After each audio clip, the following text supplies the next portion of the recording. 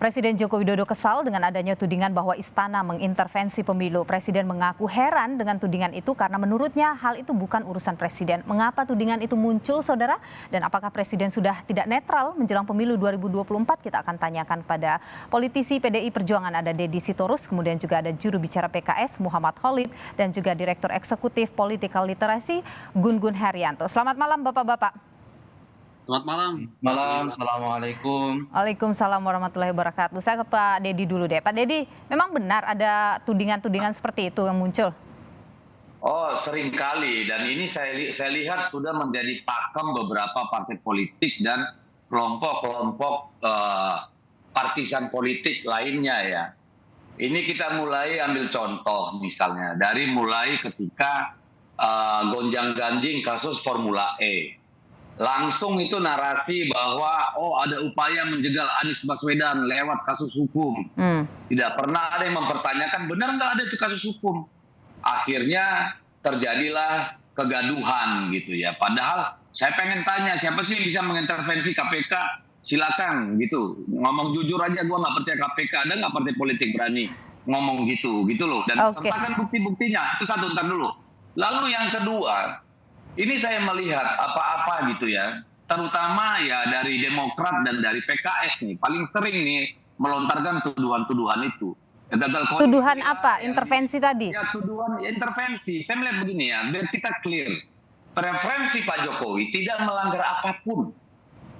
Selera politiknya tidak melanggar apapun. Yang tidak diperbolehkan oleh undang-undang, ya, pertama ada penggunaan elemen-elemen kekuasaan pemerintahan. Itu tidak boleh dilakukan baik secara hukum maupun secara etika. Jadi kalau Pak Jokowi misalnya melakukan endorsement, ngasih sinyal-sinyal soal calon-calon tertentu, menurut Anda itu biasa saja? Di negara demokratis manapun tidak dilarang, Mbak. Yang tidak boleh kemudian adalah dia menggunakan kekuasaan yang ada padanya ya untuk untuk mempengaruhi preferensi publik. Kalau Baik. bicara sebagai pribadi, sebagai presiden itu tidak dilarang. Saya ingin ke Pak Khalid dulu dari PKS. Tadi Anda sempat menyebut soal PKS juga soalnya. Pak Khalid, bagaimana Anda menanggapi itu? Saya kira Bapak Presiden tidak terlalu defensif atau membela diri. Justru publik akan bertanya-tanya, kenapa beliau sangat ekspresif dan defensif di ruang publik untuk menyampaikan hal ini. Kalau memang beliau memiliki confidence, keyakinan bahwa beliau tidak melakukan intervensi, beliau lurus aja. Beliau sebagai kepala negara, kepala pemerintahan, fokus kepada kerja-kerja kepresidenan. Tapi kalau Anda sendiri menilai, apakah memang apa yang muncul dari presiden itu ada intervensinya? Saya lanjutkan terlebih dahulu. Ini menurut saya basa-basi. Pak Deddy, tahan dulu. Kita biarkan Pak Khalid dulu ya.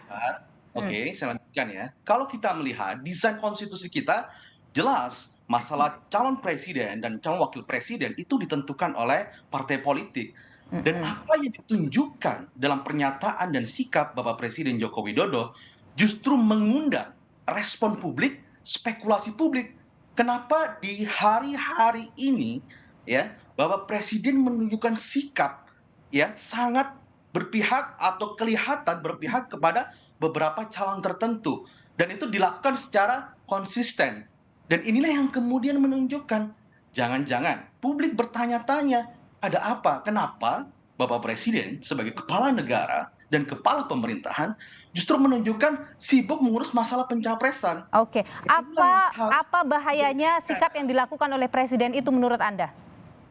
Kami tidak berbicara dalam hal undang-undang atau legal. Dan karena setiap hak warga negara, Bapak Presiden memiliki hak juga untuk menentukan pilihannya. Tapi secara etik dari kekuasaan itu harus dijaga betul. Marwah dari Bapak Presiden sebagai kepala negara, kepala pemerintahan itu lebih tinggi dari hanya sekedar sebagai endorser kandidat. Dan di mana letak intervensinya ketika ia melakukan endorsement itu?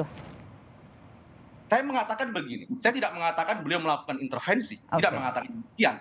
Tapi beliau menunjukkan keberpihakannya di sana, itu memantik spekulasi publik. Ini ada rumor, ada isu-isu yang berkembang. Kalau Bapak Presiden di saat ketika ancaman dunia mengalami resesi, situasi krisis seperti ini, beliau menunjukkan sikap negarawan sebagai politik kebangsaan. Beliau akan Oke. berbicara kebangsaan, bagaimana legacy kepemimpinan beliau buat bangsa. Baik, saya tahan di Bagaimana sana. harus Saya tangkap apa yang Anda sampaikan, Bung Holid. itu Saya ke akan Mas mendapat Gun. respect oleh publik. Baik, Jangan Mas Gun-Gun, menurunkan kalau Anda melihat apa yang tidak muncul atau sinyal-sinyal yang muncul dari Presiden Jokowi dalam beberapa mungkin pekan bulan terakhir ini menunjukkan ia melakukan atau ada sinyal intervensi.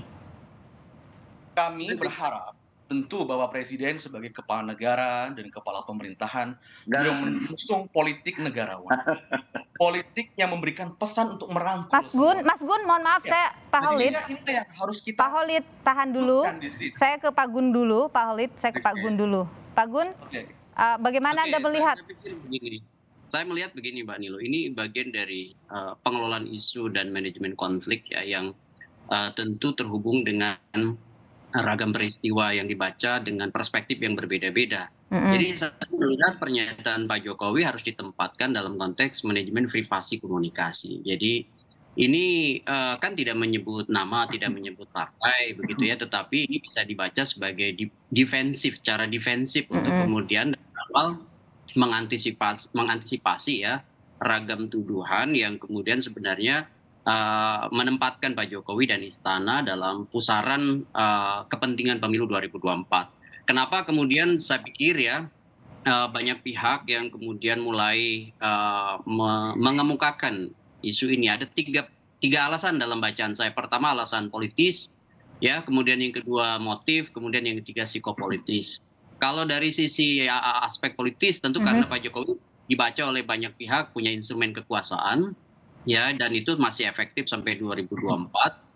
Sehingga kemudian kumulasi kuasa dari Pak Jokowi. Nah, tadi saya setuju dengan Bang Deddy bahwa sebenarnya dalam banyak hal kekuasaan tidak boleh dipergunakan semena-mena, dan itu harus menjadi komitmen Pak Jokowi juga dan ujian kesejarahan apakah kemudian posisi Pak Jokowi bisa kemudian mau dan mampu untuk kemudian mengelola bukan hanya dirinya tapi circle-nya untuk tidak kemudian. Tapi begini Mas Gun-Gun, apa yang muncul sekarang dari Pak Jokowi, Anda membaca itu adalah bentuk intervensi, baik itu ke tidak lolosnya partai politik lah, soal capres lah, Anda membaca ada sinyal intervensi itu?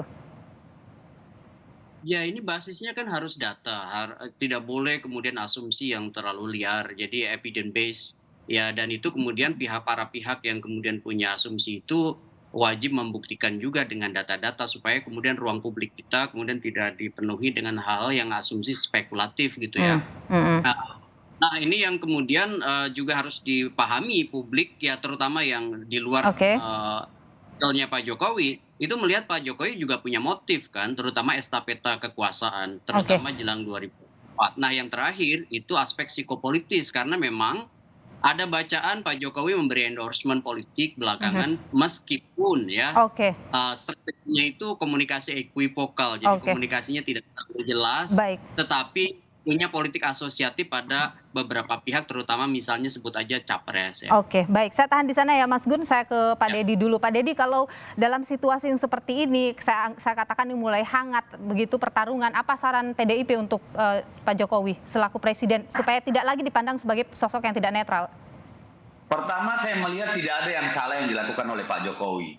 Bahwa banyak orang yang berseberangan dengan hasrat syahwat politiknya, ya, dan mereka lah yang ribut. Nah, tadi kan Holil ini bilang, ngapain sih defensif gitu ya? Dia melupakan bahwa yang namanya politik itu adalah persepsi. Persepsi is reality. Dengan PKS dan Demokrat terus-terus menggonggongi, oh ini curang, oh ini intervensi. Ketika itu tidak dibantah, akan diterima menjadi sebuah realita. Itu hal yang sudah terjadi bertahun-tahun gitu. Jadi kan ketika diam, itu akan dianggap, oh benar tuh, buktinya tidak ada respon. Ketika ada respon, oh itu defensif. Itu yang pertama. Yang kedua, tidak ada rakyat meributkan soal itu. Kepuasan terhadap Pak Jokowi survei terakhir 78,5%. Jadi artinya tidak ada kecurigaan publik. Yang ribut itu ya PKS sama Demokrat. Jadi jujur aja gitu. Ini kan namanya politik melodramatik. mendungangi Oke. isu untuk meleverage dirinya gitu. Baik. Saya percaya Pak Jokowi tidak akan menggunakan instrumen kekuasaan Oke. dalam preferensi politik. Baik, Karena apa? tidak mungkin Pengawasannya dan berat. tidak akan menggunakan instrumen kekuasaannya. Saya Karena kita semua bisa mengawasi gitu loh. Oke, baik Pak PKS, saya ke Pak Holid dulu, singkat saja Pak Holid. Jadi apa harapan Anda, Pak Jokowi harus gimana nih begitu supaya tidak dianggap tidak netral? Harapan saya sama dengan Pak Dedi, sama harapannya. Beliau tidak Oke, menggunakan singkat kekuasaan, saja. beliau tidak melakukan intervensi, dan itu bisa terwujud dalam kata, ucapan, kebijakan, dan laku dalam kehidupan di publik. Oke, Kami baik. harap pesan-pesan politik yang dilakukan oleh Bapak Presiden itu justru memberikan kehangatan untuk semua pihak. Oke, Bukan baik. untuk Mas Gun-Gun, kalau Anda merasa pemerintah harus gimana ini supaya tidak dianggap tidak netral? Ya, jangan punya indikasi kemudian timpang ya dalam memosisikan diri. Itu yang paling penting. Kenapa? Karena ingat Pak Presiden, Pak Jokowi sebagai presiden melekat pada dirinya itu kepala negara dan kepala pemerintahan. Jadi dalam konteks pemilu memang harus menunjukkan strong message, pesan yang kuat kepada halayak bahwa Pak Jokowi sebagai presiden, kepala negara, kepala Oke. pemerintahan itu mampu berdiri di atas semua kelompok, terutama yang berkompetisi. Nah, Oke. masalahnya adalah kan dalam beberapa hal Pak Jokowi juga punya kepentingan untuk kemudian mengendorse satu atau mungkin dua kekuatan baik di Pilpres maupun di Pileg, sehingga kemudian itulah yang kemudian jadi bacaan Baik. publik. Baik, Nanti Mas ada Gun. data-data yang bisa menguatkan apakah Jokowi itu kemudian melakukan instrumen kekuasaan atau tidak. Oke, kita bisa tangkap apa yang Mas Gun-Gun sampaikan. Terima kasih Mas Gun-Gun Herianto, Direktur Eksekutif dari Political Literasi, dan ada tadi Pak Deddy Sitorus, politisi PDI Perjuangan, dan juga juru bicara PKS Muhammad Holid. Terima kasih Bapak-Bapak, sehat selalu.